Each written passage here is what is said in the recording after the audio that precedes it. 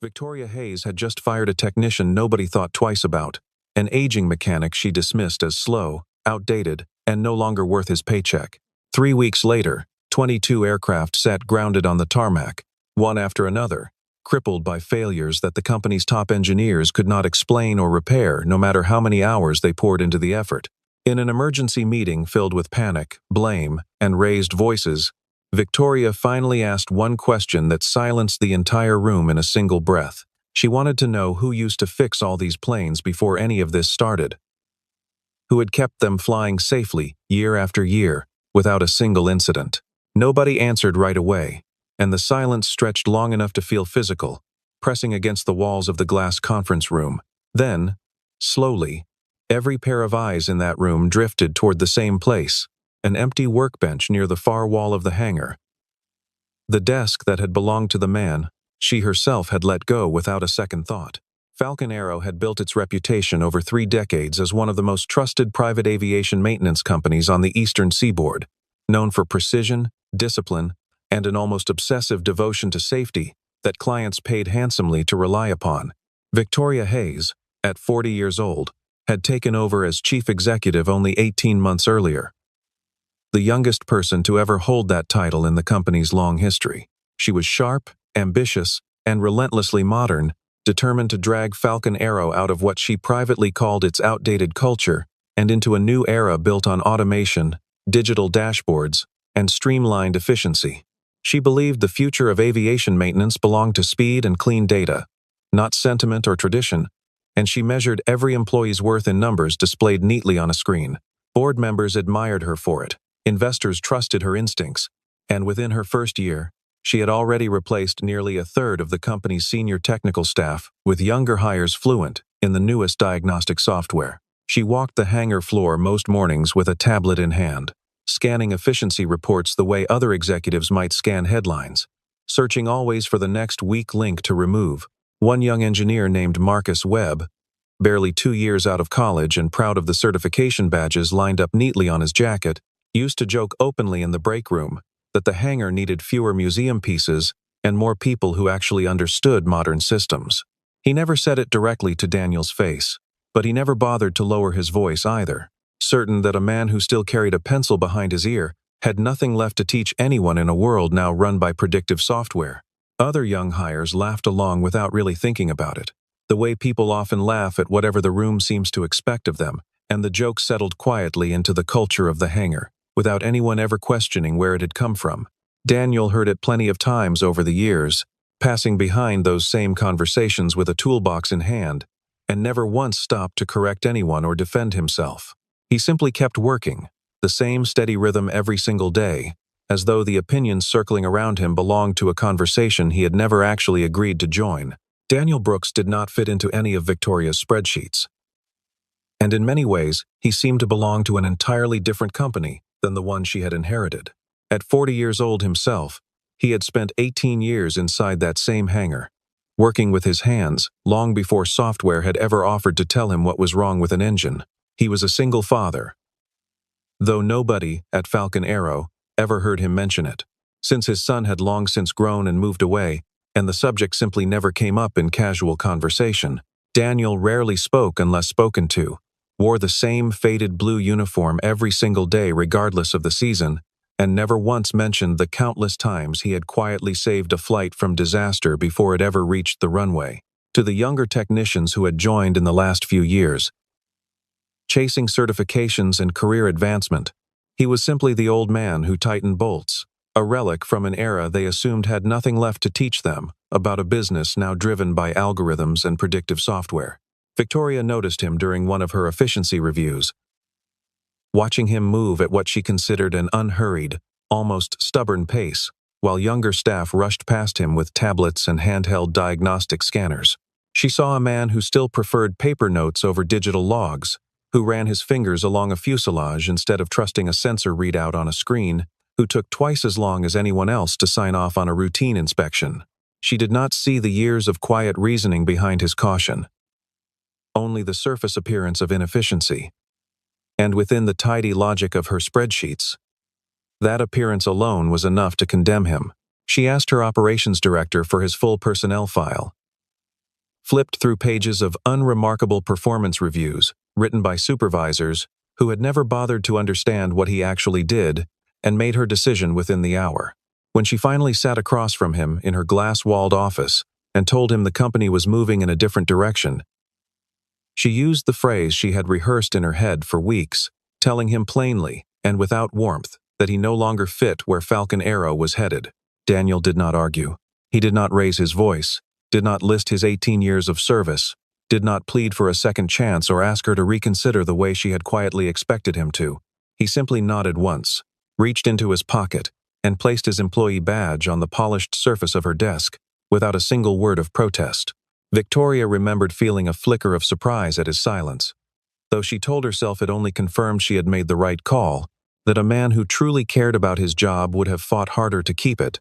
would have argued his case the way every other employee in that position had done before him. She watched him rise from the chair, straighten the collar of his worn uniform out of pure habit, and walk out of the building that afternoon, his shoulders steady beneath a light autumn drizzle that had settled over the entire tarmac since early morning, turning the whole airfield the color of wet slate. Before he reached the parking lot, Daniel paused beside Hangar 3, where an old Boeing airframe sat waiting quietly for its next scheduled flight. He stood there for a long moment in the rain, looking up at the plane the way another man might look at an old friend he was not certain he would ever see again. He reached out and rested one hand briefly against the cold metal of the fuselage, the same gesture he had performed thousands of times before every takeoff over 18 years, though this time there was no clipboard in his other hand, and no schedule waiting for him afterward. Nobody in that hangar knew, not even Victoria herself, that the man walking slowly away in the rain understood the internal architecture of every single aircraft on that tarmac more intimately than anyone else who had ever worked there, including every engineer with a framed degree hanging proudly on the wall of the very building he had just left behind for good. The first sign of trouble arrived exactly 1 week later, when a routine pre-flight check on one of the smaller jets returned an error nobody could immediately trace to its source. The newly hired technicians replaced a sensor, ran the diagnostics twice, and confidently declared the aircraft fit to fly, only for the same warning light to reappear less than an hour before departure. A second plane developed an unrelated issue 2 days after that, then a third the following morning, each failure slightly different from the last, each one stubbornly resistant to every standard fix listed in the manufacturer's manual. Within 2 weeks, the pattern had spread across the entire fleet like something contagious, until 22 aircraft sat motionless on the ground, wings folded beneath gray autumn skies, costing the company millions of dollars in canceled charters and increasingly furious clients, demanding answers nobody could give them. Marcus Webb, the same young engineer who once joked so freely about museum pieces, was assigned to lead the diagnostic effort on the fourth aircraft to fail, confident that his advanced training would settle the matter within a single afternoon. He ran every test the manufacturer's software offered, cross-referenced the results against 3 separate technical databases, and replaced 2 components that seemed statistically likely to be the culprit based on historical failure rates. The plane failed its inspection again the following morning, exactly as it had before. And Marcus found himself standing in front of Victoria, unable to explain why his careful, data-driven process had produced absolutely nothing useful. It was the first time in his short career that his credentials had failed to provide him with an answer, and the experience left him quieter than his co-workers had ever seen him before. Victoria's fury grew sharper with every passing day, and she began summoning anyone she thought might offer even a partial answer, from her head of technical operations to outside consultants, flown in directly from the aircraft manufacturer at enormous expense. Engineers with decades of formal training and impressive credentials pored over technical schematics, ran simulation software late into the night, and left the hangar each evening, looking more exhausted and more baffled than the day before. Every diagnostic system insisted the same maddening thing, that everything appeared to be within normal operating parameters. And yet the planes continued failing their final inspections one after another, as though something invisible were quietly mocking the very instruments meant to detect it. Reporters from a regional business publication had already begun asking pointed questions about the sudden grounding, and Victoria found herself rehearsing careful non-answers in the mirror before every call. She stood alone in the hangar late one night, surrounded by machines that refused to make any sense at all. And for the first time since taking the corner office,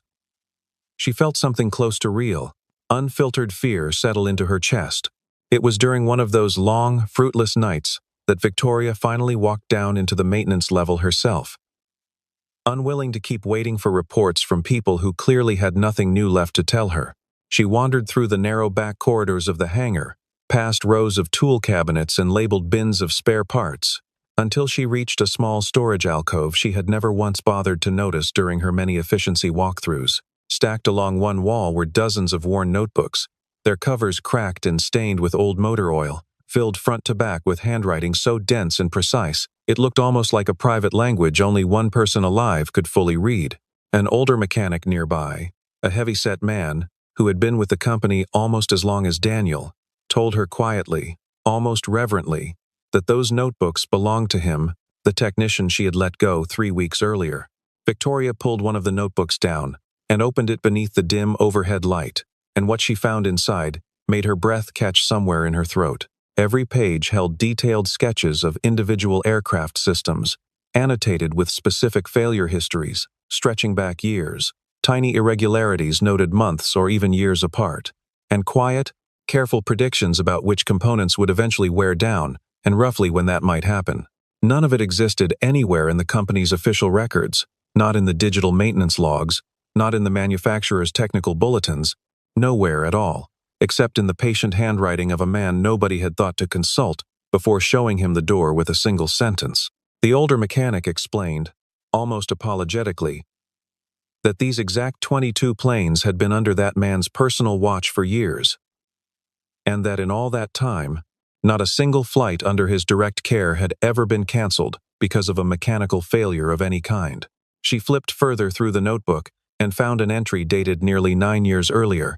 describing a landing gear assembly that had shown no signs of trouble on any official inspection report filed that quarter. Daniel had written, in his small, careful hand, that the metal sounded wrong when it settled after a hard landing.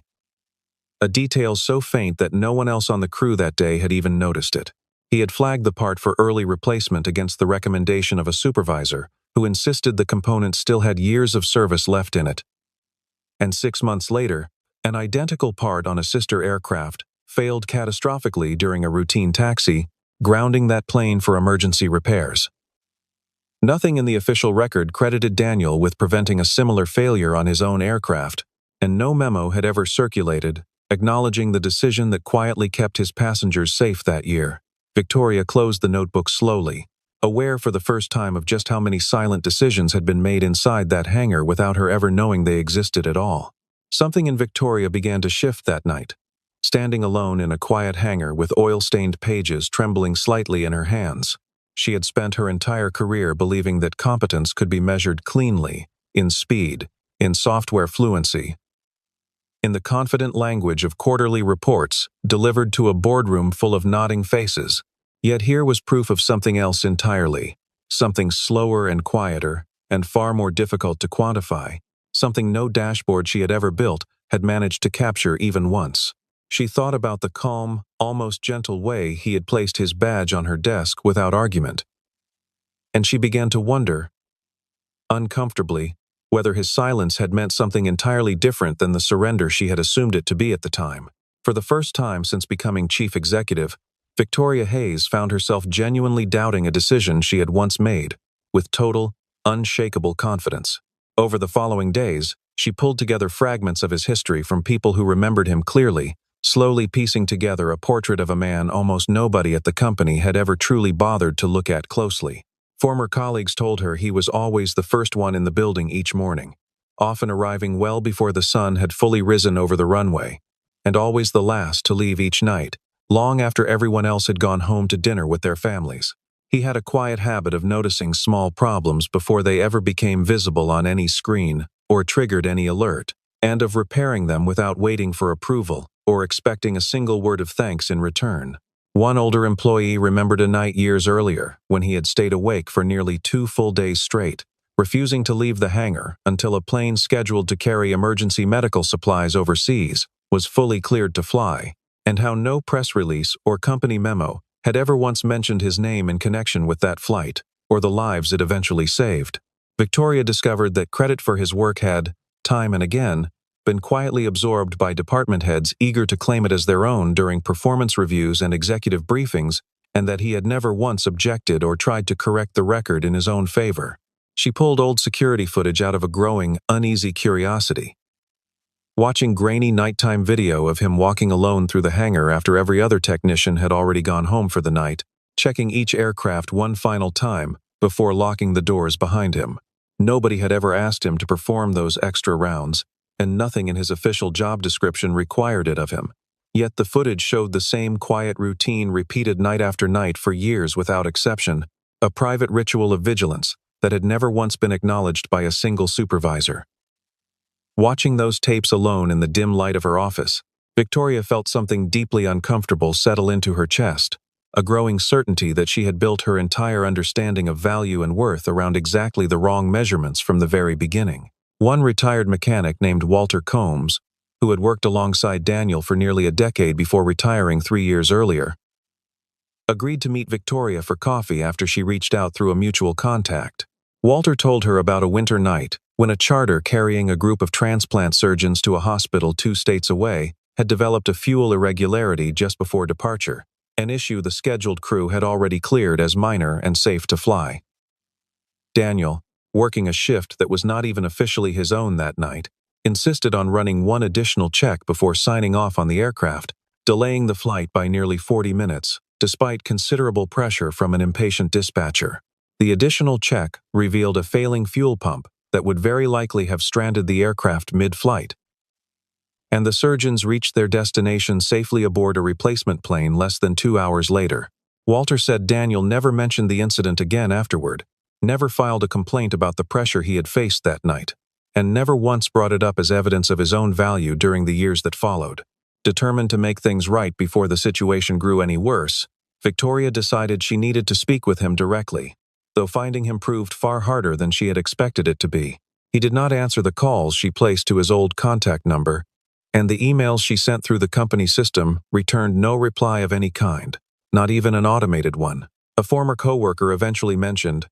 almost in passing during a hallway conversation, that he had taken a small position at a modest repair shop on the outskirts of town, fixing engines for crop dusters and other unglamorous agricultural aircraft that had nothing to do with the polished world of private charters he had left behind. Victoria drove out there herself one gray afternoon, leaving her assistant and her driver behind at the office, navigating roads that grew narrower and rougher the farther she traveled from the airport and its familiar comforts. The shop she eventually found was small and thoroughly unassuming, little more than a corrugated metal building with a single bay door propped open to let in the pale autumn light. Daniel was underneath an old engine when she arrived,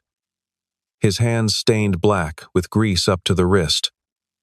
working with the same unhurried, deliberate focus she remembered from the hangar, as though nothing about his circumstances had changed at all. He looked up when her shadow crossed the doorway, showing no visible surprise at seeing her standing there, only a calm, steady attention that made her suddenly aware of just how carefully she needed to choose her next words. Victoria told him plainly, without any of her usual polish, that she wanted him to come back, that the company genuinely needed him, that 22 planes were sitting grounded because nobody else on staff understood them the way he clearly did. Daniel wiped his hands slowly on a rag hanging from his belt before answering her, allowing himself a small, tired smile that carried no bitterness in it at all. What mattered,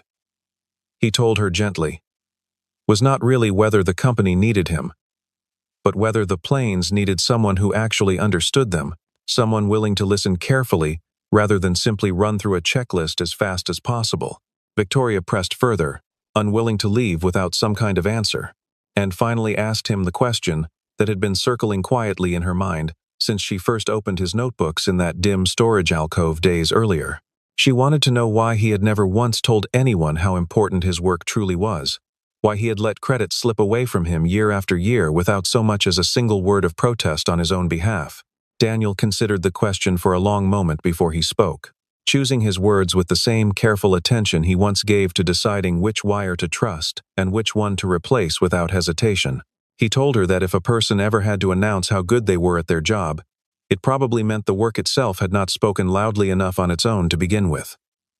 For 18 years, he said quietly, his only real concern had been whether the planes stayed safely in the sky and whether the people aboard them made it home to their families, and questions of personal recognition had simply never mattered to him the way they seemed to matter so much to everyone else around him. Victoria stood there in the doorway of that small shop, rain beginning to tap softly against the metal roof above them both,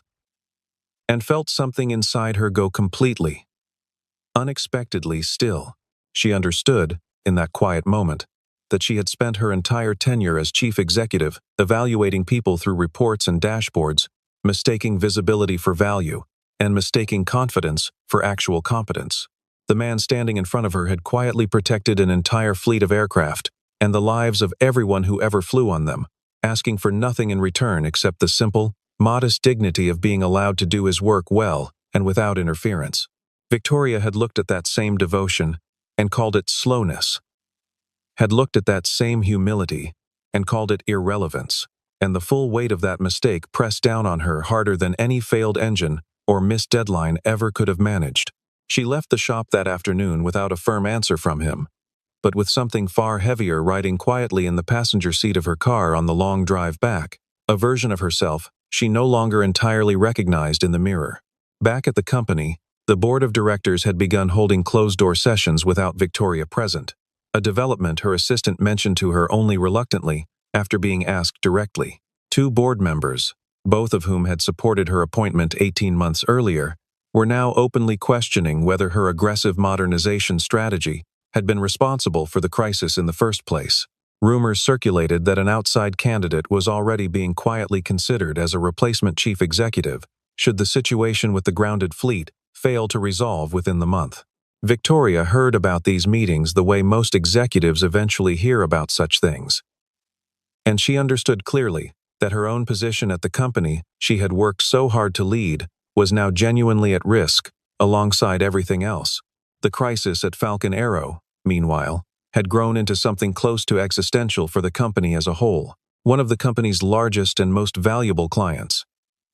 A logistics firm that accounted for a significant share of Falcon Aero's annual revenue sent formal notice threatening to terminate its contract entirely if the grounded fleet was not resolved within a matter of days. Losing that single client would very likely push Falcon Aero toward bankruptcy, unraveling 3 decades of hard-won reputation and thousands of jobs in a matter of weeks rather than years. The final aircraft scheduled for that client's most urgent overseas shipment continued failing every inspection, despite the combined efforts of 3 separate engineering teams working around the clock, each one growing more frustrated than the last, each one certain the answer was somewhere just beyond their reach, yet unable to grasp it. Victoria felt the full weight of the company's uncertain future pressing down on her as she watched exhausted engineers argue bitterly over readouts that offered no real answers at all. She realized, somewhere in the middle of that sleepless week, that pride had no place left in the situation, and that pretending she still had control over something she clearly no longer understood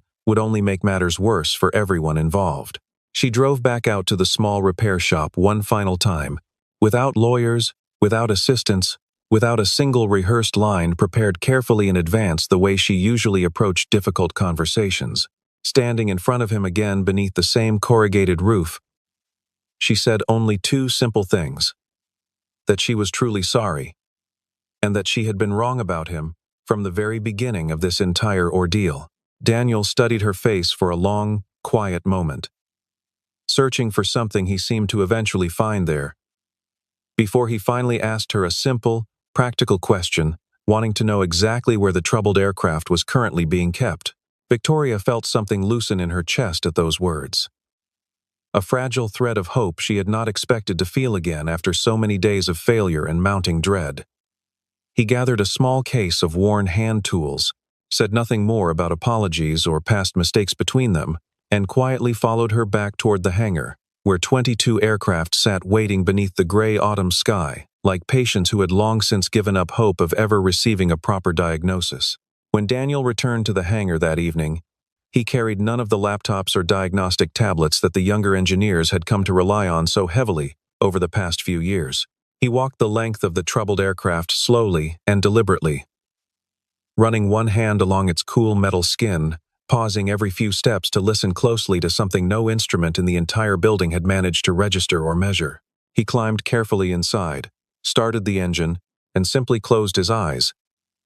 listening with the kind of deep attention that came only from 18 patient years spent learning the particular language each individual machine used to quietly speak about its own pain. Within a few minutes, he had identified a faint, almost imperceptible vibration buried deep within the engine housing, a tremor so slight and so subtle that every sensor in the entire building had long since dismissed it as irrelevant background noise. Victoria stood off to the side during the entire process, close enough to watch but careful not to interrupt the quiet concentration filling the hangar around her. She noticed that Daniel worked without any of the urgency the rest of the building had carried for weeks, moving instead with the unhurried patience of a man who understood that rushing a machine rarely made it tell the truth any faster. At one point he stopped entirely,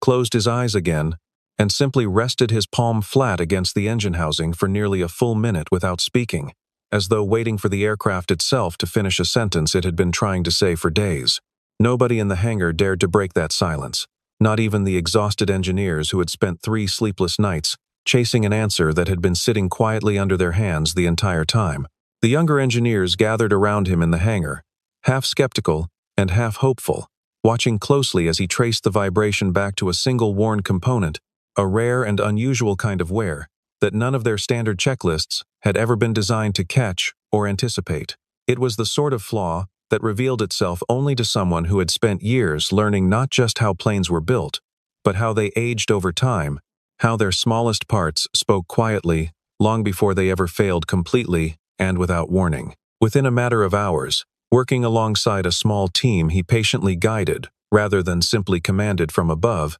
Daniel had the aircraft running clean and steady, passing every remaining inspection without a single flagged warning appearing on any screen. Word spread quickly through the hangar and beyond it, and one by one, the remaining 21 grounded planes were brought to him for inspection, each one diagnosed and carefully repaired under his quiet, methodical direction, until the entire fleet stood ready to fly once more into the open sky. Marcus Webb was among the small crew who worked alongside Daniel that night, and he found himself watching the older man's hands with a kind of attention he had never given to anyone at Falcon Aero before. At one point, Daniel paused, handed him a simple tool, and asked him quietly to feel a particular section of housing himself, before explaining what he was listening for and why it mattered more than any reading on a screen. Marcus felt the faint tremor beneath his own fingers for the first time, and said nothing for a long moment, humbled in a way his certifications had never quite prepared him for. Before the night ended, he found Daniel near the tool cabinet, and, without any of his old confidence, apologized quietly for years of careless jokes made at his expense. Daniel only nodded once, told him it was already forgotten, and handed him another tool, ready to keep working as though nothing between them needed to be discussed any further than that. In the days that followed, Victoria called every employee together for a company-wide meeting, standing before hundreds of staff members gathered in the largest hangar on the entire property. She told them plainly, without softening the truth or protecting her own carefully built image, that the person who had ultimately saved Falcon Aero from complete collapse was the very same man she herself had dismissed only weeks earlier without a second thought. A heavy, respectful silence fell across the room as her words settled over the crowd, broken only by the distant hum of machinery somewhere outside the open hangar doors. Victoria turned directly to Daniel, standing quietly near the back of the crowd exactly where he always seemed to prefer being, and offered him a public apology that held nothing back at all, acknowledging in front of everyone present how completely and thoroughly she had misjudged him. Later that same week, Victoria sat alone in her office long after everyone else had gone home, reviewing the original spreadsheet she had once used to justify letting Daniel go in the first place. She scrolled slowly through columns of numbers that had once seemed so clear and so decisive.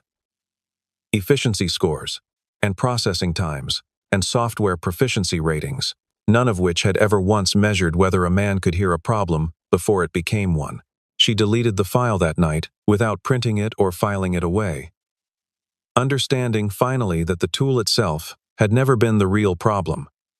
only the blind trust she had placed in it above everything else. It was a small, private gesture that nobody else in the company would ever know about, but it marked the quiet beginning of a very different kind of leadership than the one she had arrived with 18 months earlier. She announced sweeping changes to the company that same afternoon, dismantling the rigid, numbers-only evaluation system that had once decided so carelessly who stayed and who was quietly let go without proper consideration. In its place, she introduced what she called the Knowledge Legacy Program,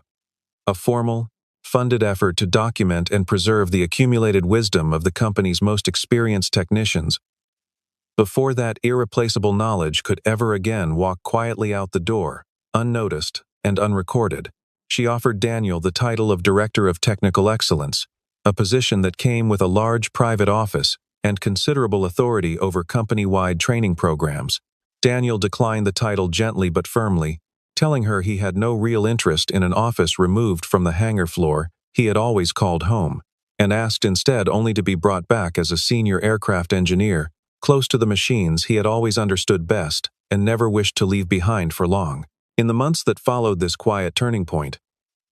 Falcon Aero transformed into the safest maintenance operation in the entire region. Its reputation, rebuilt on a foundation far sturdier than the one Victoria had originally tried so hard to construct through speed and automation alone. Victoria herself changed considerably as well, spending far less time behind her glass office walls and far more time down in the hangar, sitting quietly among the technicians as they worked, learning slowly to listen the way Daniel had always listened without needing to be taught. She began asking genuine questions instead of issuing rigid directives from above.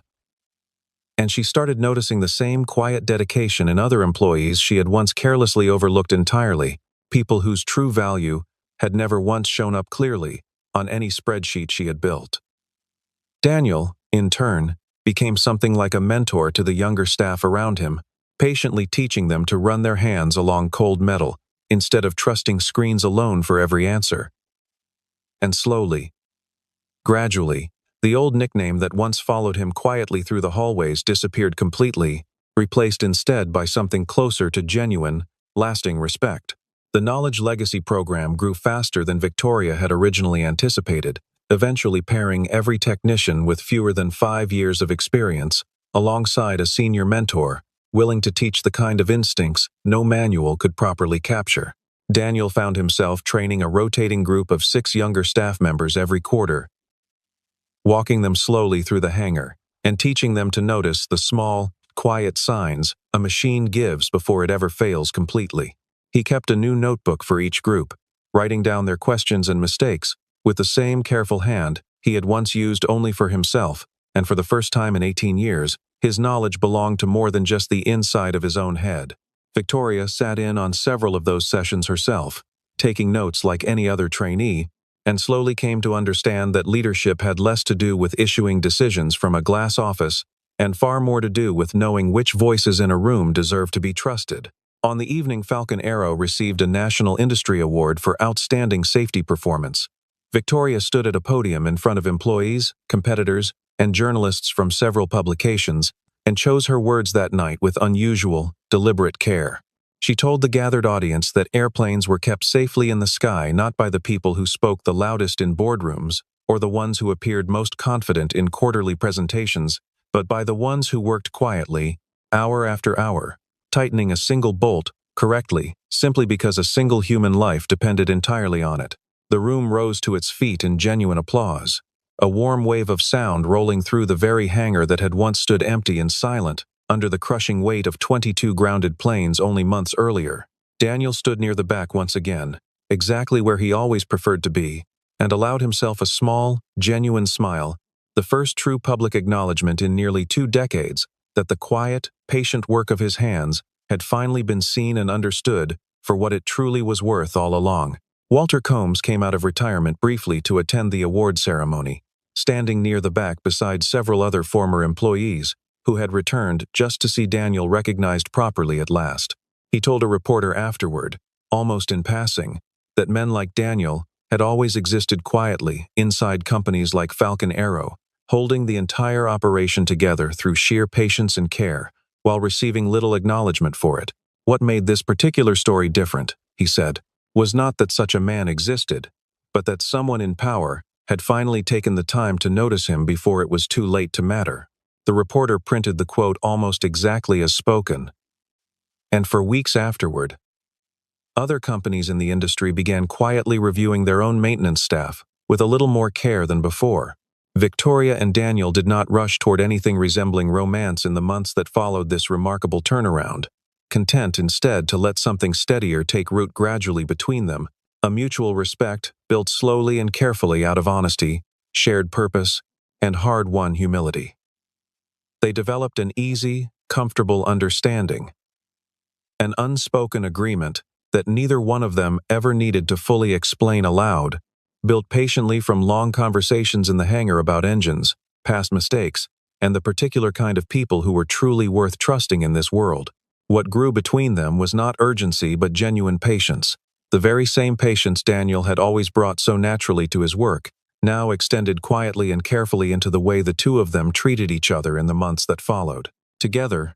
they made a quiet, private promise to reshape Falcon Arrow permanently into a place where real skill and genuine dedication would always matter more than appearances, more than fancy titles, and more than how loudly someone chose to speak about their own worth to a room full of people. The rain that had followed Daniel out of the building on the day he was carelessly fired eventually gave way to clearer autumn skies over the airfield.